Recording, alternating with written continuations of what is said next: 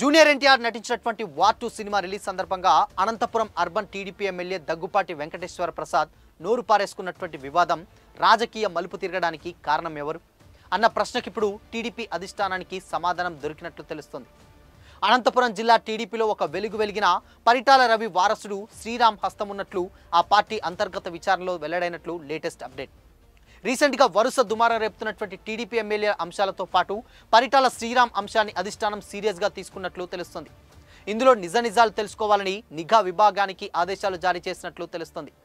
ప్రస్తుత ఎమ్మెల్యే దగ్గుపాటి ప్రసాద్ మాజీ ఎమ్మెల్యే వైకుంఠ ప్రభాకర్ చౌదరి మధ్య నెలకొన్నటువంటి విభేదాల వల్లే ఎమ్మెల్యే దగ్గుపాటి ప్రసాద్ ధనుంజయ నాయుడు మధ్య జరిగినటువంటి ఫోన్ కాల్ ఆడియో బయటకు వచ్చిందని అందరూ అనుకుంటున్నారు. ఈ వివాదం బహిర్గతం వెనుక భారీ కుట్ర ఉన్నట్లు తెలుగుదేశం పార్టీ అంతర్గతంగా నిర్వహించుకున్నటువంటి విచారణలో వెల్లడైనట్లు పార్టీ వర్గాలు గుసగుసలాడుకుంటున్నాయి. తెలుగుదేశం పార్టీ అంతర్గతంగా నిర్వహించుకున్న విచారణలో దీని వెనుక ఉన్నటువంటి వ్యక్తి టీడీపీ నాయకుడు పరిటాల శ్రీరామ్ అని తేలడంతో పార్టీ అగ్రనాయకులు సైతం షాక్ అయినట్లు సమాచారం.